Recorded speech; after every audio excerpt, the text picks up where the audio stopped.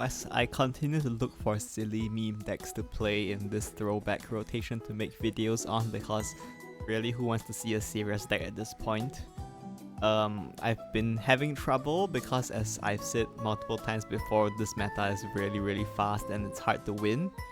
And then the idea hit me, if every deck wins the game by turn 7, all I need to do is play a deck that wins on turn 6. So here's Pazuzu Blood. This deck is super bad. It's basically a gamble deck, but you know, it can win on turn 6 sometimes, so it is my only hope for a meme deck that can actually outspeed the meta. So here's my Pazuzu Blood deck, I guess. So this is Pazuzu Blood. The deck list is quite straightforward. It is built around this card, Pazuzu Noxious Gale. He can fuse 6 cost followers into it, and then if it's fused with at least 2 cards, you deal 6 damage to all followers. If it's fused with at least 4, you deal 6 damage to the leader. And if it's fused with at least 6 cards, you can draw 6 cards and recover 6 play points. So you have 6 cards fused into this, you draw a new hand and you deal 6 damage, use the face and AoE as well, and then all for free because you refund the 6 play points. So you want to play 2 to 3 Pazuzus in one turn and then chain it into a finisher. So we need to run some finisher cards as well. And we also need to run a bunch of very high cost 6 cost and above followers. So this is the list I'm running. I'm mostly trying to focus on cards that can be used under 6 play points as well. So Giant Happy Pig, you can use to summon the Happy Pig. Then Furious Wolf, you can crystallize it if you have extra hand space, or if you have extra draw. Waltz can enter Vengeance for you, and then you can draw a card.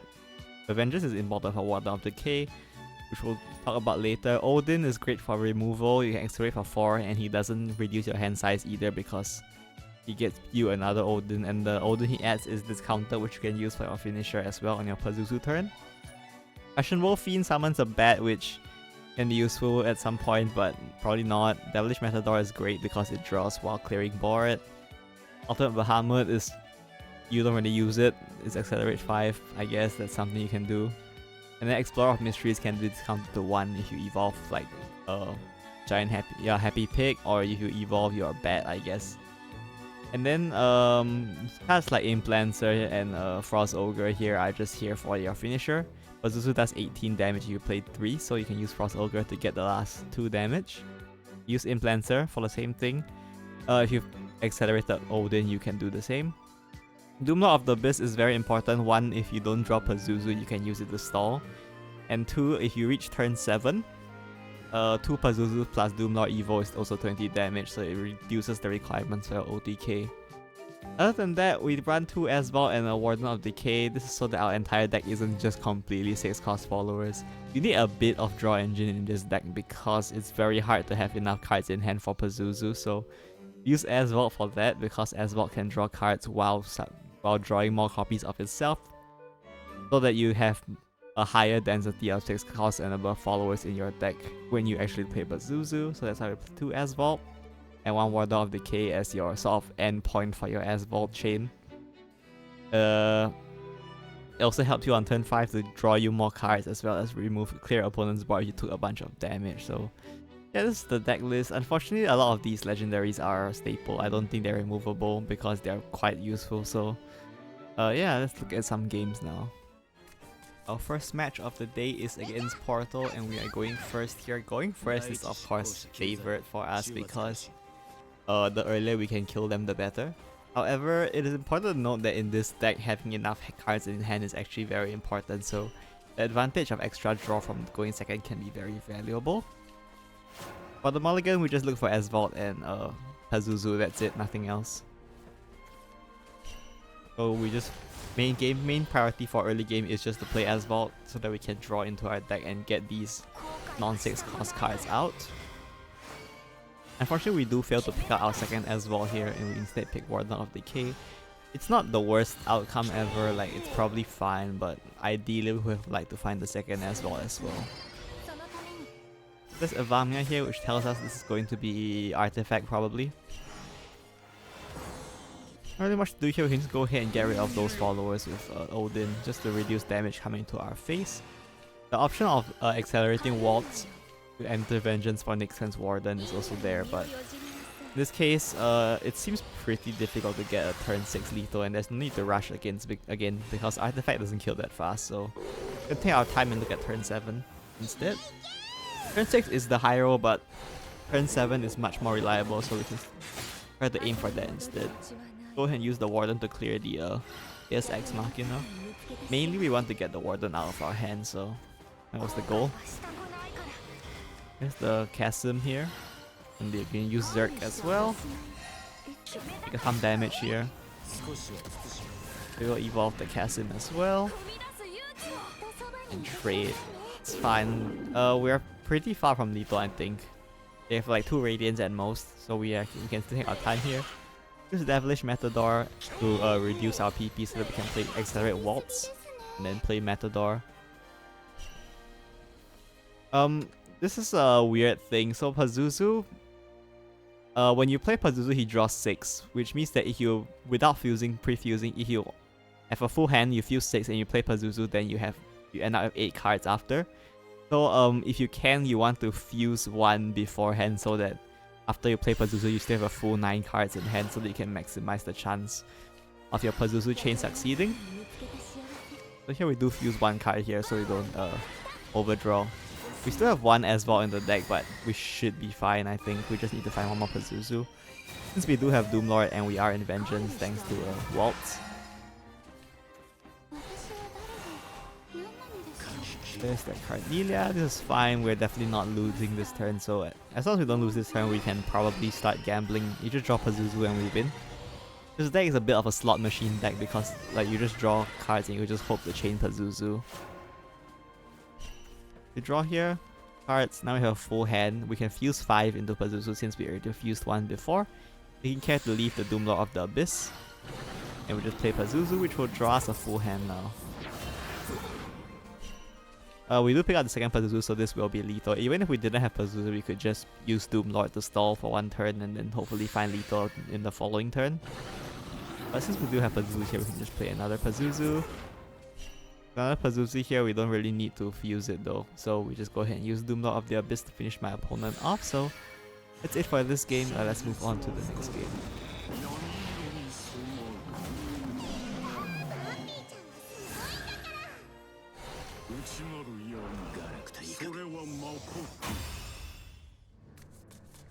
So our next game here is against Dragon, and this time we are going second. Dragon's probably Baha. Going second is fine because we can draw extra cards. We do pick up Asvault and Pazuzu here, so we are definitely on track here. We just need to find our second Asvault and our Warden of Decay, which we can probably pick up one from Asvault. And then we just find more Pazuzu, that's it. There's the Oracle. It's fine. We go ahead and drop Asvault here. Nothing else to do. We pick up the second Asvault, thankfully, so now all of our cards that cost less than 6 are out of our deck, so that's good. We do unfortunately draw the Warden of Decay here naturally instead of with the Asvault effect, which would have been preferable, but I guess that's just how the game goes sometimes. Go ahead and draw here. We pick out the Waltz, which is nice. We can go ahead and activate Warden of Decay with that. And since we do have access on draw right now, we can go ahead and accelerate the Giant Happy Pig and clear some followers to minimize the damage coming to our face. Mostly just to make hand space though. My opponent's Kyrie. And they do have Baha, so this is probably, yeah, this is definitely Baha Dragon, I guess. Just another hot-headed Marauder, so they are ramping pretty quickly here. We draw a bunch of cards. Go ahead and fuse Pazuzu so that we can draw with our Warden. Then we can go ahead and use Warden to clear. And we're just using the Doomlord, 1 to make hand space and 2 is because we are about to leave Vengeance. So we want to have this discounted so that it's an option for later on in case we need it. Here's my opponent's Kyrie.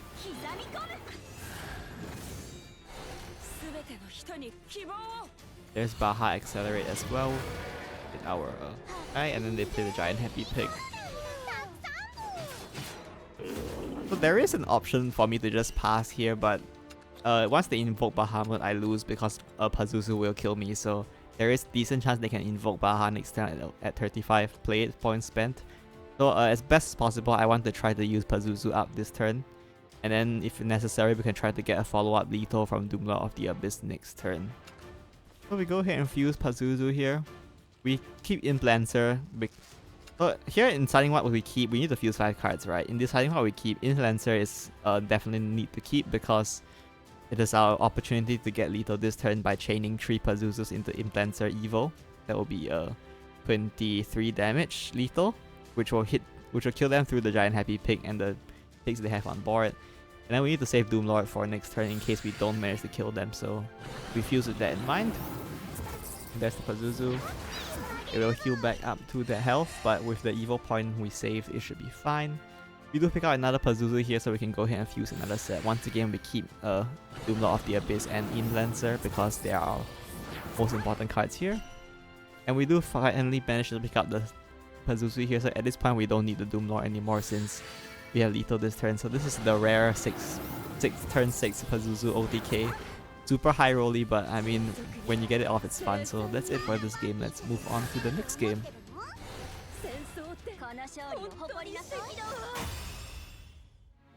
Our final game for today is against Sword, and we are going second. Sword is generally going to be loot, although there are other decks around. As usual, Mulligan, we see Pazuzu here, so we just look for Asvault. Generally, if you already see one Pazuzu, I think it's best to just keep one Pazuzu and look for Asvault instead of keeping multiple Pazuzus. Because getting the Asvaults out of your deck is very valuable for finding lethals without having to rely on luck. Too much luck, I guess. Draw Devilish Matador here, so we just go ahead and trade that in for a draw. Unfortunately, we do miss the Monica. We actually do want to hit the Monica here because we don't have good ways to clear it later on, and if they evolve it manually, we can be in trouble. We just go for Waltz here to draw into our deck. And there's Wandering Knight and Mikasa. They are just going for our face here. Fortunately for us, we don't have a good way to answer this. We pick our Asvault here, so we just go ahead and play that. This turn is a bit interesting. We could go Giant Happy Pig here and Evo and trade instead, but that means this Asvault sticks in our hand forever, which is quite bad because taking up one hand slot is a very big deal in Pazuzu when you're trying to chain multiple Pazuzus. So even though this is quite risky, we take a ton of damage here, we go ahead and use into Pazuzu. We fused one in, I believe we fused one into each Pazuzu at this point, or we haven't fused in the second one. We go ahead and play the Asvault here, we pick up the Warden for next turn, and then we just go ahead and fuse one more into Pazuzu. If my opponent actually plays around Warden of Decay here, we'll probably be screwed, but I'm not sure they will, so just pray they won't. They do just go hit me face. So we are in Vengeance now, we can play Warden of Decay. Before that we fuse. This turn though, we fuse multiple cards into one Pazuzu instead of one into each. This is because, of course, as long as you have one prepared beforehand, the rest of the 5 you can fuse in the next turn and draw a full hand anyway. Even if you prepare more than one, if you underfuse, you just mill a card. That's the only difference it makes. So it's best to keep one that's overfused and one at just one, so that the one that's overfused can use as your finishing Pazuzu in case you draw a really weird hand for some reason. In this case though, we don't have anything weird to draw in our deck, so mostly we just fuse for hand space, so we don't mill our last Pazuzu, and we just evolve this trade. Here we can look for a lethal next turn. With 2 Pazuzus in hand, it's actually quite consistent to get the lethal here. We just have to draw one Pazuzu within the next like 12 cards, which is quite likely. So there's the Monica, and they do have Lyrala unfortunately here. Lyrala does block our lethal, so we have to figure out how to answer that, which is like we don't have an answer to that, so I just use Furious Wolf to clear that board while leaving mine empty. This way the Monica they get off the last words will not have a trade target. And then Mikhail, of course if they have Agile Twin Blader here, they are rarely 13, so if they have Agile Twin Blader I just die, but hopefully they don't. That's all I can do. And also unfortunately for me, they didn't have Agile Twin Blader here, so they will go into Gawain, put us down at 1. but 1 is more than 0, so we are still alive. And now we have a Doomlord of the Abyss prepared for our Pazuzu lethal. So we go ahead and play the Pazuzu here. Got a new hand, no Pazuzu in this hand, not that we need it, but yeah. Just have to leave 1 Doomlord, that's all. Go ahead and play this. If I needed to find the third Pazuzu, it would be better to overfill so that I can draw properly without accidentally milling my last Pazuzu. But since I do have Doomlord here, I don't really need the last Pazuzu, so we'll just go ahead and use Doomlord for a nice lethal. So that's it for this game as well.